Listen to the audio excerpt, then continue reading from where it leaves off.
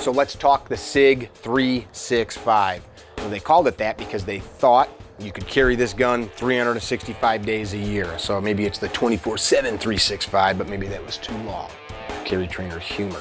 So this gun came out at SHOT 2018. It won Gun of the Year award from, I believe, Guns and Ammo magazine. Everybody that's shot it that I know of has enjoyed it until they didn't. And what do I mean by that? Well, there was a lot of different plaguing problems when the gun first came out. And I was hoping by the time I got my hands on this one that those were gone. We'll get to that. They call it a micro compact. I've actually got one right now in a Vetter light tuck holster. This gun is unloaded. We'll clear it out in a minute though. And I have trained and carried it with the 12-round extended magazine. I don't even have one of the 10-rounders because for me, that 10-rounder comes flush to the edge of that grip and there's just too much real estate that my fingers can't get onto. I'm almost 2 fingers shy of a full grip. Or if I can't get a good firing grip on a pistol, I don't want to carry it to fight with. Food for thought. So these 12-round magazines allow you to get, and I've got pretty good sized man hands, a full firing grip. Which the cool thing is, and this gun was purported to be designed around these magazines, allow 12 rounds on board. Conversely, if you compare this to something like Smith & Wesson Shield or a Glock 43, Glock 43 is a 6-round pistol with 1 in the chamber, unless you put an extended base plate on there or get some kind of extended magazine. So you're comparing this to 6, 7, 8-round pistols with 13 rounds. Pretty impressive. The pistol itself, verify it's cleared out. I've got an empty magazine in there just for grip purposes. Gun's empty, still gonna mine the muzzle. The gun feel in the hand, it's amazing for how small it is. So what I wanted to do, rather than just shoot it a little bit and give you my 2 cents, I decided to shoot it a lot and give you my 2 cents. I've got somewhere around 2,000 rounds through the gun. And it wasn't 2,000 rounds in a month or 2 or 3 or 4. It was 2,000 rounds in about 4 days. So I trained over the course of 2 days with it, 500 rounds or so each day. And then I took it as a student, myself as a student, to a Gabe White pistol class. And that's a high volume, high speed class. So I'm trying to keep up with guys that are shooting competition style guns, and I've got this little bad boy in the Vetter light tuck holster. So it was pretty sweet. What was cool is this gun allowed me to shoot at a very high level of performance. You'll see some footage of that in the video here. Running bill drills, shooting from various positions, one hand shooting while moving at high speed, not just duck walking along, but running and getting hits. So the gun is capable of great accuracy. One thing that people rave about with this gun is a very good trigger press. This is a striker fired pistol, stainless components. We've got some stuff pulled up here from SIG, and I'll just go through the features. Of course, you guys can go through this yourself, but just to make sure I don't miscommunicate, polymer gun, I think we all know that. It's stainless steel with a nitron finish in the slide. The frame itself does have a rail so you can put accessories on there. It is a striker fired gun. Barrel length 3.1 inches. Overall length 5.8 inches. The width is 1 inch on the dot. That's a narrow little gun. The height of the gun, 4.3 inches. And I do believe, let's grab a tape measure here. I'm assuming that 4.3 is without the extended base plate, and yeah, they are measuring that with a standard mag. So with the longer magazine, we are 4 3/4 inches without that. Add the height of the sights in there, you're putting another 1/4 inch or so to that overall height, 5 inches or so. Still extremely concealable. The weight of this gun, unloaded weight, 17.8 ounces. What other nice thing about this gun, it's rated for plus P. So a lot of these little guns are not rated for plus P ammunition. So they call this gun a micro compact, and it surely is micro. I don't want to muzzle our cameraman. I want to move around here a little bit. I wear an extra large size glove, but I want you guys to see, and I'll do this grip with my other hand.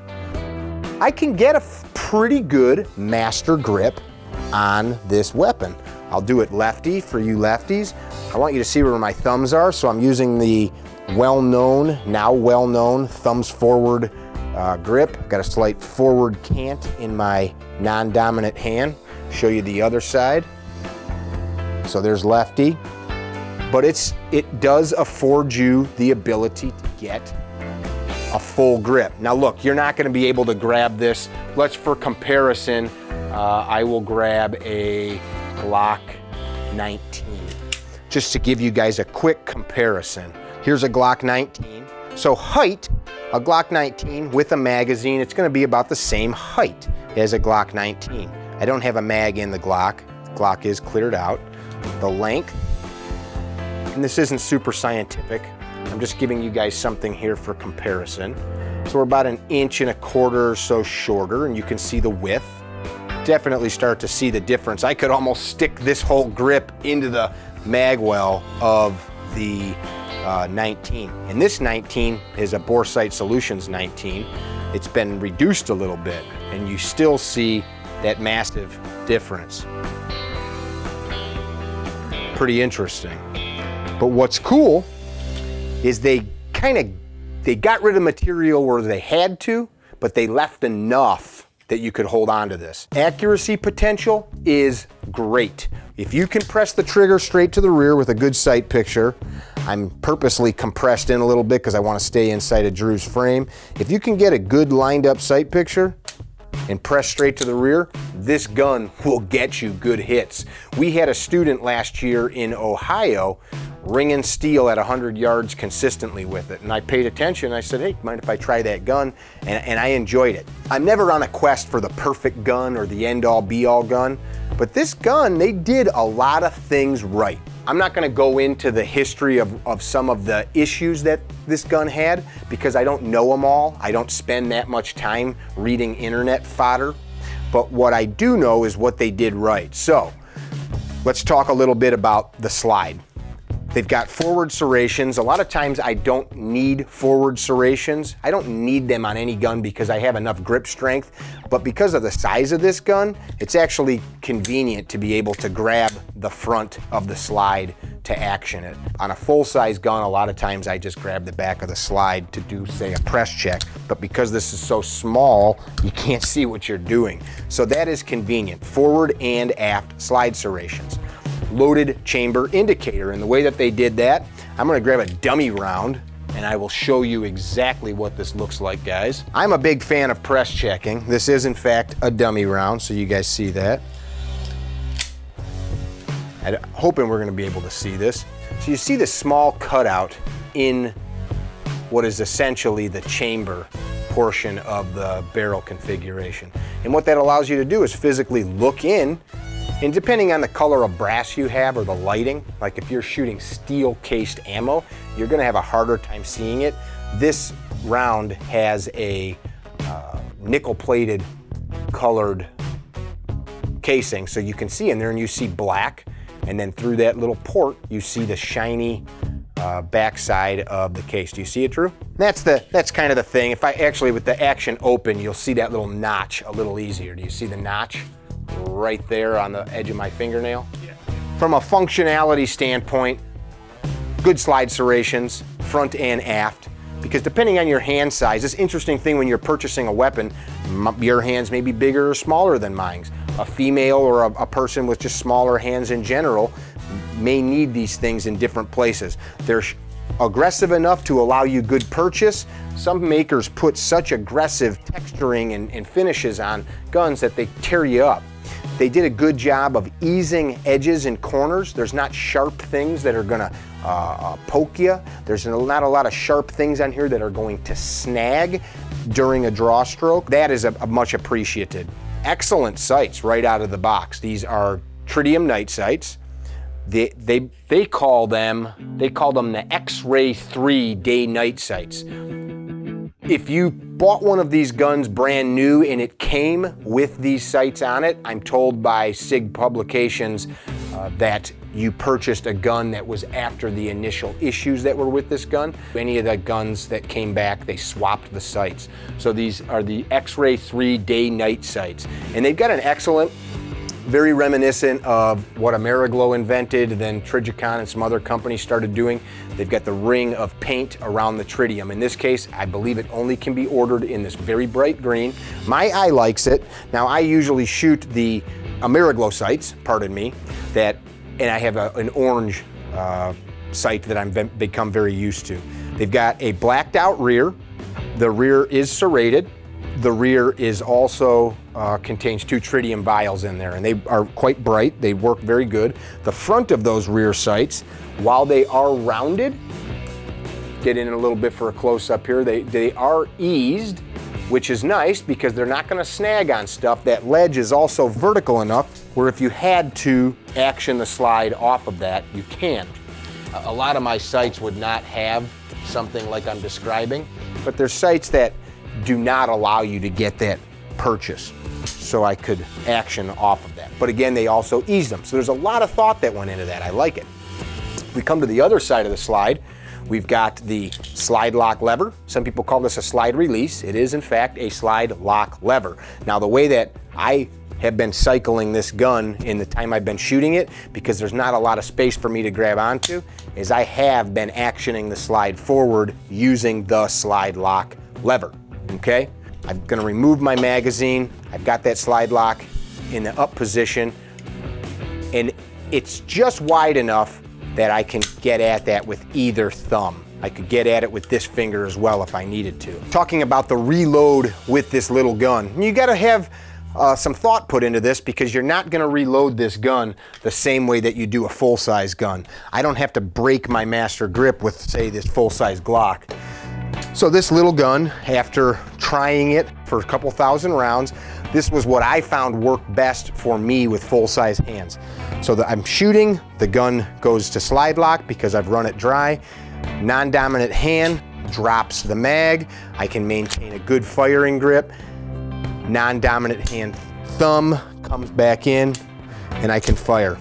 And I'm using the Neo Mag, which is fantastic, to carry my spare. So we'll try to do that a little bit quicker. Comes the slide lock, drop, retrieve, insert.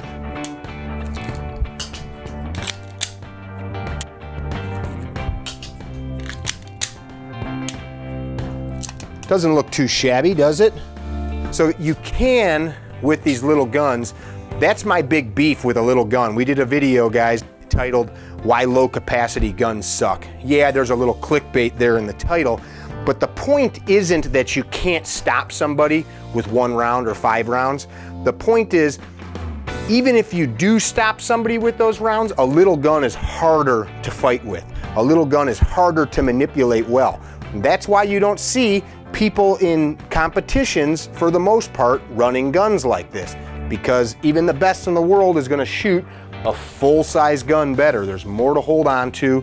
There's easier ability to manipulate the gun. So a good reload can be performed with this gun. Again, you're not going to run this gun like an open gun or a full-size pistol. There's a trade-off, and that is why we have this idea that low-capacity guns are subpar. That's the trade-off. Concealability is a trade-off for functionality. So what else did SIG do right with this? The texturing on this gun is excellent. It has enough that I can really get a good hold on it. I would have preferred the texture to come up through this region, but I really don't need it. I was running bill drills, as you'll see here, in under 2.5 seconds from concealment with this gun. It will allow you to run it hard if you have that good master grip. Talking about the trigger guard, generous size trigger guard considering the size of the gun. You see my finger, like I said, I've got probably average to above average size hands, and I've got enough room in there. The distance from the back of the grip, beaver tail area, to the trigger allows me good geometry. That's a lot right there of what dictates the ability for somebody to shoot a gun well. If I was to take this gun versus, we'll look at this Glock, and we were to measure here to here, here to here, the cool thing that they did with this gun, I'm just gonna measure it. We've got, and this is not a hyper accurate measurement, 2 5/8, 2 1/2. I'm measuring from the middle of the trigger, well, 2.5, 2 9/16. So what they did was they maintained that geometry from here to here, and I'm assuming that engineers know the width of an average human for them to get their hand in there and get their trigger finger on. What happens is guns get too big and all you can do is get your little tip of your finger onto the gun, or the gun gets too small and your finger's buried in there like that trying to make it work. So they kept that geometry intact. Very, very thoughtful. How do you take this gun apart? Very simple. So we've got the slide lock to the rear. We're gonna take the takedown lever, drop it down 90 degrees. It actually goes a little forward of 90. Once we're there, we're gonna release the slide lock and just simply pop the gun apart. The innards look very similar to what you're used to in striker fired pistols. This one's dirty. Dirty as all get up, but it comes apart very simple. I'm not gonna break it down completely. You're gonna see in this video, this gun broke down into all of its components. But what you see here looks very much like what you're used to with other striker fired designs.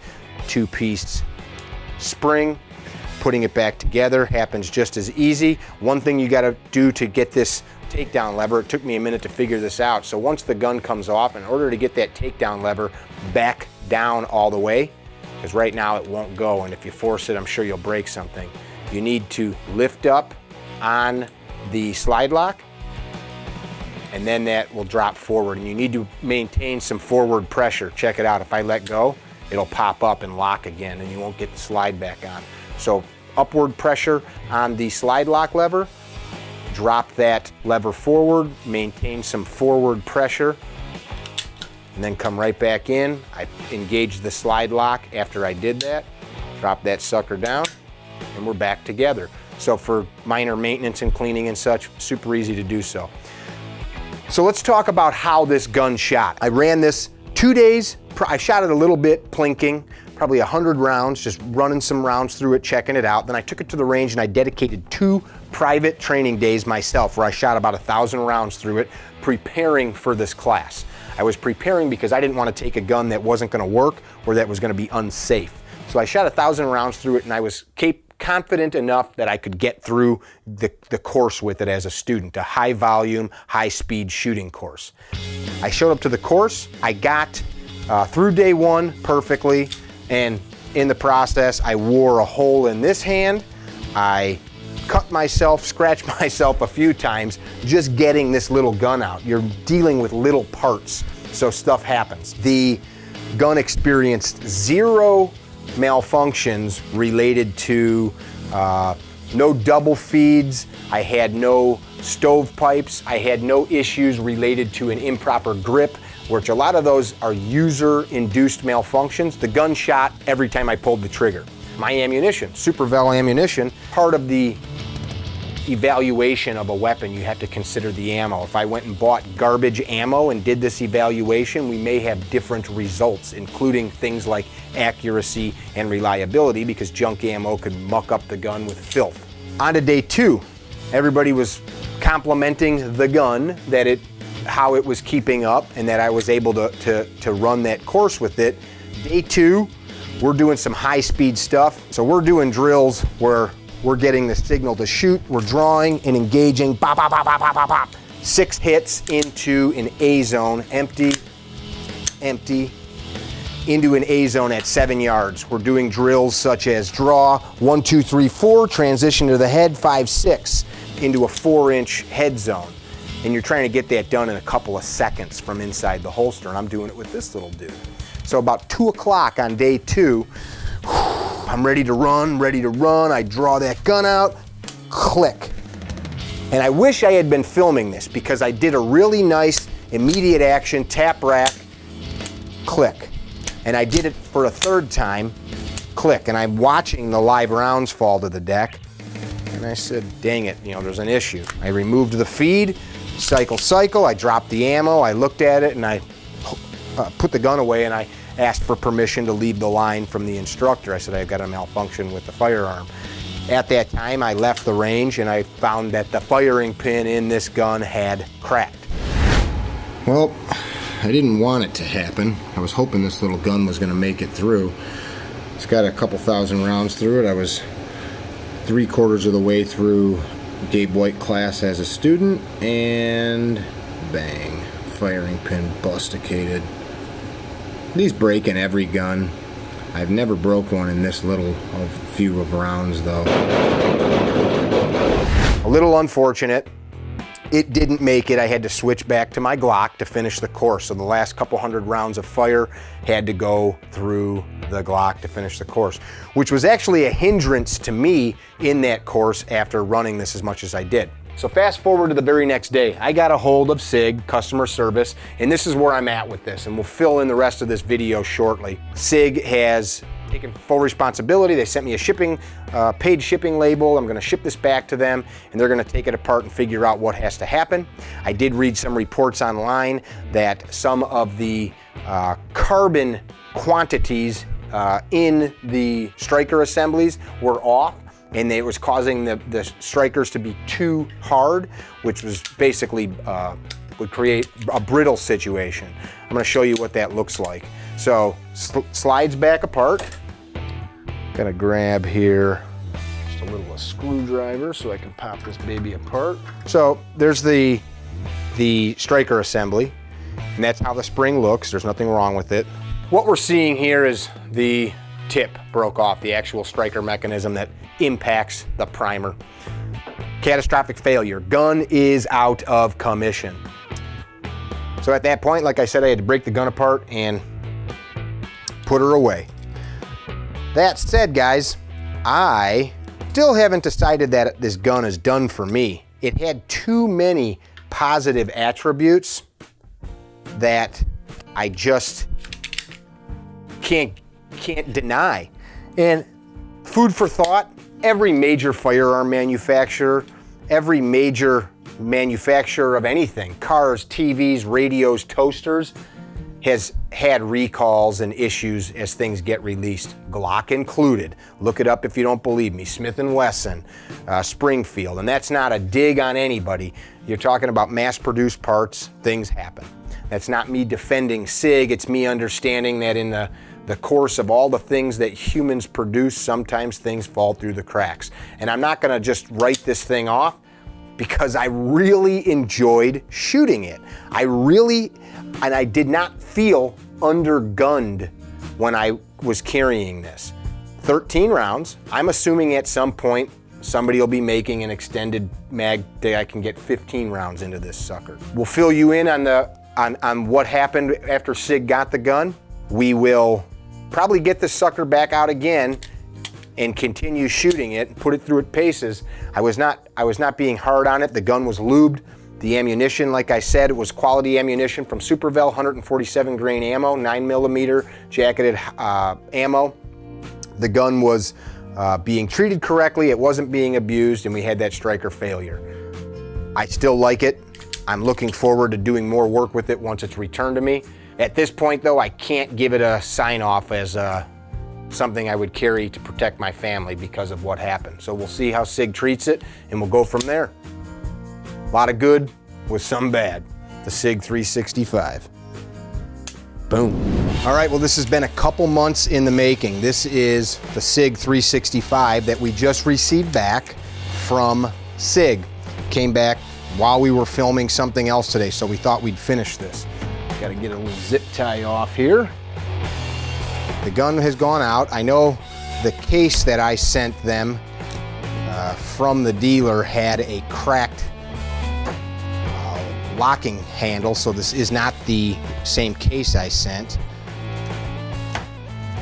Okay, great. I was concerned. According to the paperwork, they shipped the gun with 2 10-round magazines. This did not ship with 2 10-round magazines. It shipped with the 12-round mag. Now, what I'm told is the slide that's on here is completely new. I haven't fired it yet. You just saw us open it up 5 minutes ago. This thing came to the door as we were filming.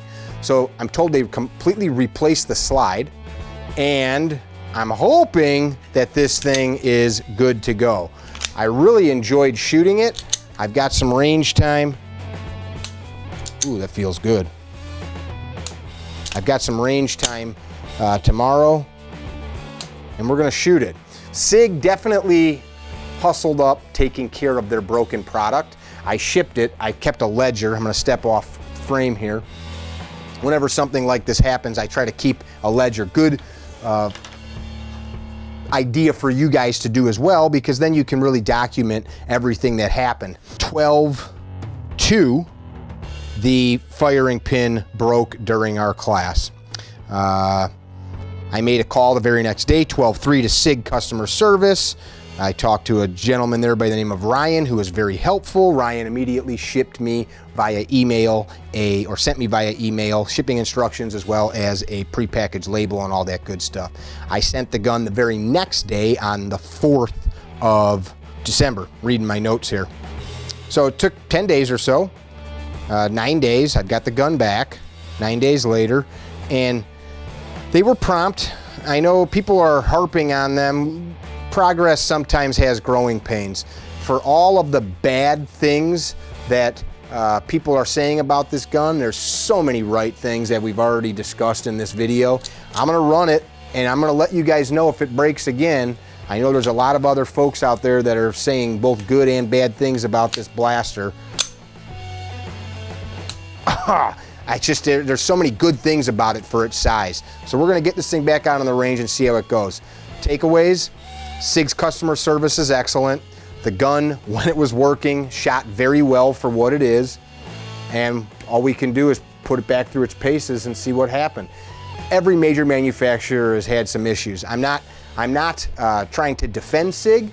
I just know that in my business career, I've not always made everybody happy, and sometimes things don't work out as planned. What you do after there is an issue is what really speaks volumes about businesses' integrity and character, and the people that work for and operate that business's integrity and character. If we have an update, something noteworthy about this gun, after I put another 1,000 or so rounds through it, we'll come back, we'll shoot a short 2 or 3 minute segment on it and share it with you to let you know how this blaster is working. For now, Mickey and Drew with Carry Trainer saying goodbye. Be well, tell somebody you love them, follow our channel, buy our shirts, attend our courses, drink our Kool-Aid. Be well. Back in business. Hey guys, you caught me out here training today with my little 365 SIG. I'm going to be a student this weekend with Gabe White. I'm going to run this pistol in the class. And here's some things to think about as you start to train with a gun that's new to you, or a new holster setup. I'm looking for very safe movements. I'm not trying to go blazing. You notice with this gun, in order to drop the magazine, I either have to break my grip or use my other hand, because the magazine is just going to hit the heel of my hand. Something else to think about, guys, we're training to be able to draw these guns and deploy them. Extremely unlikely, but terrible if you have to do it, right? You want to be able to draw and efficiently put rounds into a target effectively, subconsciously.